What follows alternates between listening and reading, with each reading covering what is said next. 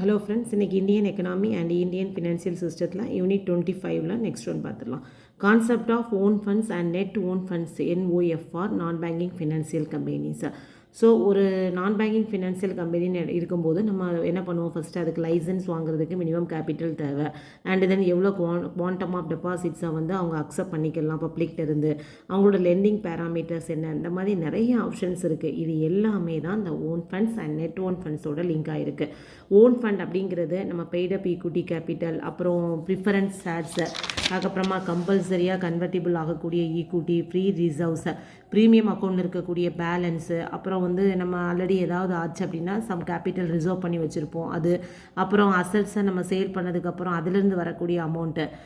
So இதில் வந்து நம்ம ஒரு அசட்டை ரீவேல்யூவேஷன் பண்ணதுக்கப்புறமா அதில் க்ரியேட் பண்ணக்கூடிய அந்த அமௌண்ட்டை வந்து நம்ம என்ன பண்ணிடணும், எக்ஸ்க்ளூட் பண்ணிடணும், அதை ஆட் பண்ணக்கூடாது. ஸோ தென் பேலன்ஸ் ஆஃப் லாஸில் இருக்கக்கூடிய அமௌண்ட்டை டிடெக்ட் பண்ணதுக்கப்புறம் உள்ளது. Then deferred revenue expenditure. Deferred revenue expenditure அப்படிங்கிறது ஒன்றும் இல்லை, அதாவது நான் வந்து ஃப்யூச்சரில் எனக்கு ஏதோ ஒரு அமௌண்ட் லாபம் வரணுங்கிறதுக்காக நான் இப்போ செலவழிக்கக்கூடியது தான் deferred revenue expenditure. For example நம்ம என்ன சொல்லலாம்னா, ஒரு மார்க்கெட்டிங் எக்ஸ்பென்சஸுக்கு வந்து ஒரு ப்ராடக்ட்டை லான்ச் பண்ண போகிறேன், அதுக்கு மார்க்கெட்டிங்க்கு நான் பயங்கரமாக எக்ஸ்பென்சஸ் பண்ணுறேன். அது எனக்கு இப்போ செலவாக இருக்கலாம், ஆனால் ஃப்யூச்சரில் அது வந்து எனக்கு என்ன தரலாம், அது லாபத்தை தரலாம். ஸோ இந்த மாதிரி செலவழிக்கிறது தான் என்னதுன்னா deferred revenue expenditure. And then other intangible assets, இது எல்லாமே என்னதுன்னா ஓன் ஃபண்ட்ஸில் வரக்கூடியது. Net own fund. Net own ஃபண்ட்னாலே நமக்கு தெரியும், net salary, gross salary. Net சேலரின்னு என்ன சொல்லுவோம், எல்லா இதுவும் நமக்கு ரிடக்ஷன் இப்போ ஹவுசிங் லோன் கட்டுறீங்க, வெஹிக்கிள் லோன் இருக்குன்னா எல்லாமே ரிடக்ஷன் போனால் வர்றது தான் நெட் சேலரி. அதே மாதிரி நெட் ஓன் ஃபண்ட்ஸில் நம்ம எதெல்லாம் ரிடக்ஷன் பண்ண போகிறோம் அப்படின்னு பார்த்தீங்க அப்படின்னா, சப்போஸ் நமக்கு குவான்டம் ஆஃப் இன்வெஸ்ட்மெண்ட்ஸ் எவ்வளோ இன்வெஸ்ட்மெண்ட் பண்ணியிருக்கோம், அதாவது NBFCயில் அவங்களோட சப்சிடி, அதே குரூப் ஆஃப் கம்பெனிஸ், அதே சப்சிடியில் நம்ம வாங்கியிருக்கக்கூடிய ஷேர், அதை மைனஸ் பண்ணுறது. அதே சமயம் book value of the debentures. Book value அப்படிங்கிறது என்ன சொல்லலாம் அப்படின்னா, அந்த NBFCயோட பேலன்ஸ் ஷீட் இருக்கும்ல, அதில் ரெக்கார்ட் ஆகக்கூடிய அந்த அசட்டோட வேல்யூ தான் புக் வேல்யூ.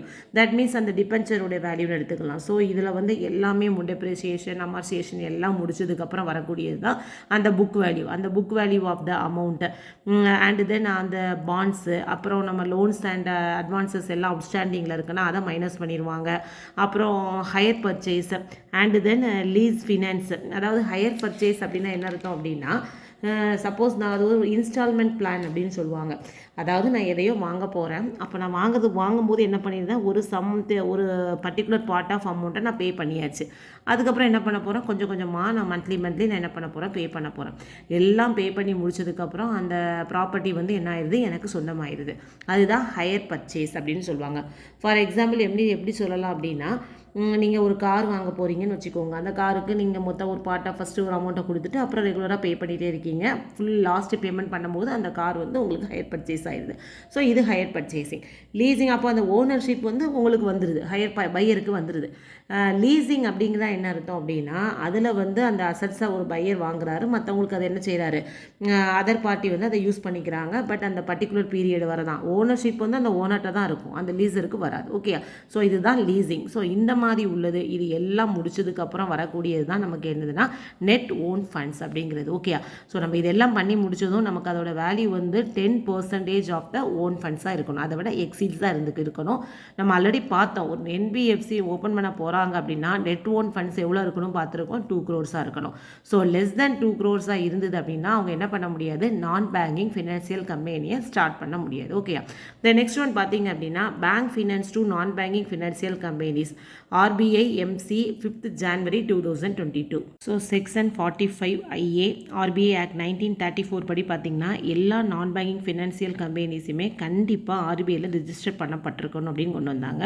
ஸோ RBI என்ன பண்ணாங்க அப்படின்னா, பேங்க்ஸுக்கு வந்து ஒரு ஃப்ரீடம் கொடுத்தாங்க. சரி, ஓகே, எல்லா NBFCகளுக்கும் நீங்கள் என்ன பண்ணலாம்னா கடன் கொடுக்கலாம், கிரெடிட் ஃபெசிலிட்டிஸ் கொடுக்கலாம் அப்படிங்கிற மாதிரி ஒரு சம் ஃப்ரீடம் கொடுத்தாங்க. ஆனால் சம் ஆக்டிவிட்டீஸ், டைப் ஆஃப் ஆக்டிவிட்டீஸுக்கு ரெஸ்ட்ரிக்ஷனும் பண்ணாங்க RBI.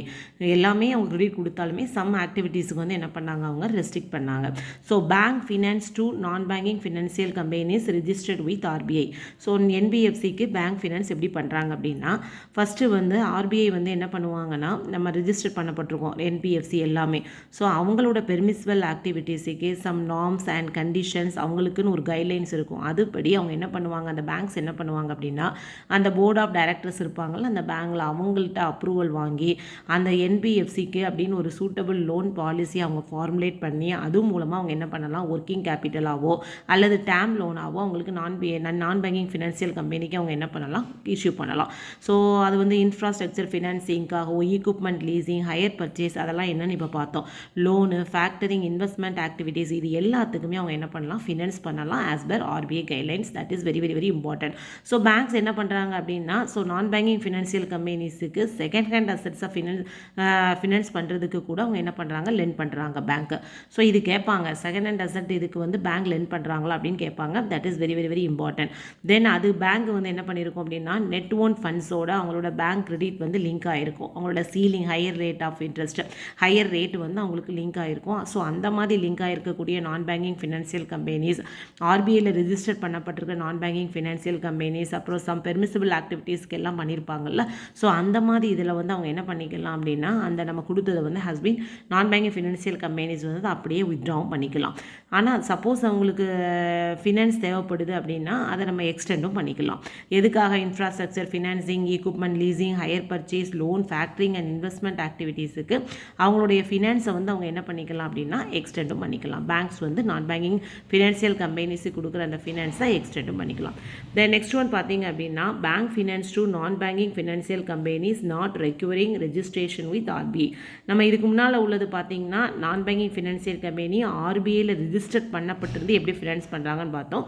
ஸோ நெக்ஸ்ட் ஒன் பார்த்தது நாட் ரிஜிஸ்டர்ட் இஸ் த, அவங்களுக்கு ரெஜிஸ்டர் பண்ண வேண்டிய அவசியம் இல்லை. அது ஏன் அப்படிங்கிறத பார்க்க போகிறோம். ஸோ இதில் பார்த்தீங்க அப்படின்னா நிறைய டைப் ஆஃப் நான் பேங்கிங் ஃபினான்சியல் கம்பெனி இருக்குது. எதெல்லாம் நமக்கு RBIயில் ரிஜிஸ்டர் பண்ண வேணாம் அப்படின்னா, இன்சூரன்ஸ் கம்பெனிஸ் அவங்க வந்து section 3 of the insurance act 1938 அதில் ரிஜிஸ்டர் பண்ணால் போதும். தென் நிவி கம்பெனிஸ் அது section 620A of the companies act 1956 register பண்ணால் போதும். சிட் ஃபண்ட் கம்பெனிஸ் வந்து அவங்க சிட் ஃபண்ட் பிஸ்னஸை தான் பிரின்சிபல் பிஸ்னஸாக வச்சுருக்காங்க அப்படின்னா அவங்க section 45IBB of the RBI act 1934 படி அதில் எக்ஸ்ப்ளனேஷன் கொடுத்து இது பண்ணிக்கலாம். Stock broking company, merchant banking companies எல்லாம் செக்ஷன் 12 ஆஃப் த செபி ஆக்டில் ரிஜிஸ்டர் பண்ணால் போதும். ஹவுசிங் ஃபினான்ஸ் கம்பெனிஸ் வந்து NHB நேஷனல் ஹவுசிங் பேங்க் வந்து அவங்க வந்து என்ன பண்ணுறாங்க, ரெகுலேட் பண்ணுறாங்க. ஸோ இது எல்லாமே என்ன பண்ணிக்கலாம், RBIலேருந்து எக்ஸம்ஷன் ரிஜிஸ்டர் பண்ணணும் அப்படிங்கிற அவசியம் கிடையாது. ஸோ அப்போ பேங்க்ஸ் வந்து அவங்களுக்கு கிரெடிட் கொடுக்குறாங்க, நான் பேங்கிங் ஃபினான்சியல் கம்பெனிக்கு கிரெடிட் கொடுக்க போகிறாங்க அப்படின்னா எதை பேஸ் பண்ணி கொடுப்பாங்க அப்படின்னு பார்த்தீங்கன்னா, அந்த பர்பஸ் ஆஃப் கிரெடிட், எதுக்காக கிரெடிட் கொடுக்கணும், அப்புறம் நேச்சர் அண்ட் தென் குவாலிட்டி, அந்த அசட்ஸோட குவாலிட்டி எப்படி, பாரோவர்ஸ் வந்து எப்படி ஒழுங்காக ரீபேமெண்ட் பண்ணுவாங்களா, அதில் ஏதாவது ரிஸ்க் இருக்கா, இந்த risk evaluation of the proposal இதை பேஸ் பண்ணி தான் என்ன பண்ணுவாங்க, பேங்க் வந்து கிரெடிட் கொடுப்பாங்க. That is very very very very important. So bank வந்து ஃபினான்ஸ் வந்து எப்படி கொடுத்துக்கலாம் அப்படின்னா, ஒன்று டைரக்ட் ஃபினான்ஸாக கொடுத்துக்கலாம், அல்லது அவங்க என்ன பண்ணிக்கலாம் அப்படின்னா நான் கன்வெர்ட்டிபிள் டிபென்ச்சர்ஸாவோ சர்டிஃபிகேட் டெபாசிட்ஸாவோ இஷ்யூ பண்ணி அது மூலமாகவும் நமக்கு லெண்ட் பண்ணிக்கலாம். ஸோ இதில் ஒரு ஃபிகர் கொடுத்துருக்காங்க, இதில் பார்த்தீங்கன்னா உங்களுக்கு தெரியும். அதாவது பேங்க் லெண்டிங் வந்து டிபென்ச்சர்ஸ் இஷ்யூ பண்ணி கொடுக்கும் போது எப்படி, அதுக்கப்புறம் டைரக்ட் லெண்டிங்காக எப்படி இஷ்யூ பண்ணுறாங்க, அப்புறம் கமர்ஷியல் பேப்பராக இஷ்யூ பண்ணுறாங்க அப்படிங்கிற ஒரு ஃபிகர் வந்து கொடுத்துருக்காங்க. தென் நெக்ஸ்ட் ஒன் பார்த்தீங்க அப்படின்னா, ஆக்டிவிட்டீஸ் ஆஃப் நான் banking financial companies not eligible for bank credit. So இதில் என்னென்ன ஆக்டிவிட்டீஸ்லாம் NBFC பண்ணால் not eligible for bank credit அப்படிங்கிறத பார்த்துடலாம். ஃபர்ஸ்ட் ஒன் பார்த்தீங்க அப்படின்னா பில் டிஸ்கவுண்டட், ரீடிஸ்கவுண்டட். ஸோ பில்ஸ் டிஸ்கவுண்டிங்னா என்ன அப்படிங்கிறத ஃபஸ்ட்டு பார்த்துடலாம். இது ஒரு என்ன சொல்லுவாங்கன்னா இன்வாய்ஸ் டிஸ்கவுண்டிங் அப்படின்னு சொல்லுவாங்க. இது ஒரு ட்ரேடிங் ஆக்டிவிட்டி தான். என்னதுன்னா, ஒரு செல்லர் வந்து என்ன பண்ணுறாரு, சம் குட்ஸை வந்து செல் பண்ணியிருந்தாரு பையர்கிட்ட, பையரும் அதை வாங்கியிருந்தாரு. தென் பையர் வந்து கொஞ்சம் அமௌண்ட்டை கொடுத்துட்டு திரும்ப என்ன சொல்கிறாரு, நான் பர்டிகுலர் பீரியடுக்கு அப்புறம் மிச்ச அமௌண்ட்டை தாரேன் அப்படிங்கிறது அக்ரி பண்ணிக்கிறாங்க. செல்லரும் பையரும் அக்ரி பண்ணிக்கிறாங்க. ஆனால் அந்த செல்லருக்கு என்ன ஆகுதுன்னா, அதுக்கு முன்னாலேயே கொஞ்சம் மணி தேவைப்படுது. அப்போ அவர் என்ன பண்ணுறாரு, நான் பேங்கிங் ஃபினான்சியல் கம்பெனியோ இல்லது பேங்கையோ போய் என்ன பண்ணுறாரு, அப்ரோச் பண்ணுறாரு. அப்ரோச் பண்ணிவிட்டு அந்த இன்வாய்ஸ் அவர்கிட்ட இருக்குல்ல அதை கொடுத்து அதுக்கு பதிலாக கேஷ் வாங்குறாரு. ஸோ அவங்க என்ன பண்ணுறாங்க, அந்த இன்ஸ்டிடியூஷன் அதாவது நான் பேங்கிங் ஃபினான்சியல் கம்பெனியோ அல்லது பேங்க்கோ என்ன பண்ணுறாங்கன்னா, அந்த பில்லை வாங்கிட்டு அதில் சம் பர்சன்டேஜ் ஆஃப் அமௌண்ட் அவங்க டிஸ்கவுண்ட்டாக எடுத்துகிட்டு மிச்ச அமௌண்ட்டை அவங்களுக்கு என்ன பண்ணுறாங்க, அந்த செல்லருக்கு கொடுத்துருந்தாங்க. இப்போ செல்லருக்கு என்ன ஆயிடுச்சு, கேஷு தேவையானது கிடச்சிருச்சு, அவருடைய பிஸ்னஸை ரன் பண்ணுறதுக்கு அது ஹெல்ப் ஆகுது. இதுதான் பில்ஸ் டிஸ்கவுண்டிங். அந்த இன்வாய்ஸ் பில்லை வச்சு அவங்க அந்த அமௌண்ட்டை வாங்குறது தான் பில்ஸ் டிஸ்கவுண்டிங். ஸோ பில்ஸ் ரீடிஸ்கவுண்டிங்னா என்ன அர்த்தம் அப்படின்னா, இப்போ அந்த செல்லர் வந்து நான் பேங்கிங் ஃபினான்சியல் கம்பெனிலேயோ அல்லது பேங்க்லேயோ இஷ்யூ பண்ணி வாங்கிட்டார், பணத்தை வாங்கிட்டார். இப்போது அந்த பில்லை வச்சுருக்கிறது யார்? நான் பேங்கிங் ஃபினான்சியல் கம்பெனியோ அல்லது பேங்கோ வச்சுருக்காங்க. இப்போ அவங்களுக்கு பணம் தேவைப்படுது. அப்போ அவங்க என்ன பண்ணுவாங்கன்னா அனதர் ஃபினான்சியல் இன்ஸ்டிடியூஷனை போய் என்ன பண்ணுவாங்க, அப்ரோச் பண்ணுவாங்க. அப்போது ஏற்கனவே பில் டிஸ்கவுண்ட் ஆகியிருக்கு, திரும்ப அவங்க இன்னொரு இன்ஸ்டிடியூஷனை போய் பண்ணும்போது அங்கே என்ன ஆகும்னா அந்த ஃபினான்சியல் இன்ஸ்டிடியூஷன் அதே ப்ராசஸ் தான். சம் அமௌண்ட் அவங்களுக்கு டிஸ்கவுண்ட்டாக எடுத்துகிட்டு அமௌண்ட்டை வந்து அந்த இன்வாய்ஸுக்கு தகுந்த மிச்ச அமௌண்ட்டை அவங்க பே பண்ணுறாங்க. ஸோ இதுதான் பில்ஸ் ரீடிஸ்கவுண்ட். ஒரு பில்ஸை ஃபஸ்ட்டு போய் ஒரு நான் பேங்கிங் ஃபினான்சியல் கம்பெனிலையோ பேங்க்லேயோ இஷ்யூ பண்ணி வாங்கினா பில் டிஸ்கவுண்டிங். அந்த பில்லை வச்சு திரும்ப அனதர் ஃபினான்சியல் இன்ஸ்டிடியூஷனில் போய் டிஸ்கவுண்டிங் வாங்கினா பில்ஸ் ரீடிஸ்கவுண்டிங். ஓகேயா?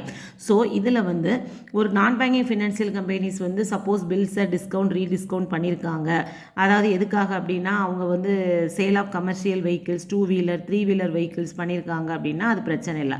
மற்றபடி சில கண்டிஷன்ஸ் வந்து அவங்க கண்டிப்பாக ஃபாலோ பண்ணியிருக்கணும். என்னென்னு பார்த்தீங்கன்னா அந்த பில்ஸ் வந்து டீலர்ஸ் மூலமாக மேனுஃபேக்சரர் வந்து ட்ரான் பண்ணதாக இருக்கணும்.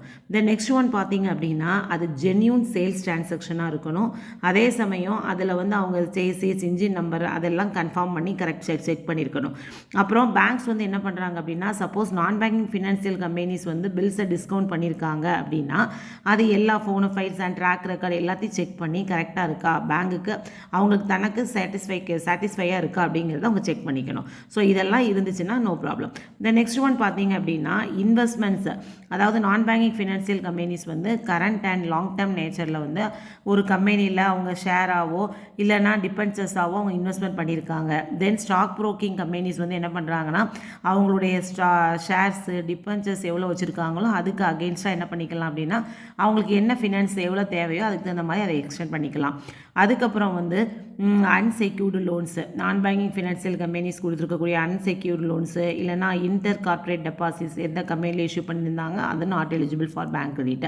தென் நெக்ஸ்ட் ஒன் பார்த்தீங்க அப்படின்னா எல்லா டைப் ஆஃப் லோன்ஸும் அட்வான்ஸஸும் வந்து நான் பேங்கிங் ஃபினான்சியல் கம்பெனிஸ் வந்து அவங்களுடைய சப்சிடரி இல்லைனா அந்த குரூப் கம்பெனி அவங்களுடைய குரூப் இதுக்கே கொடுத்துருந்தாங்கன்னா அதுவுமே not eligible for bank credit.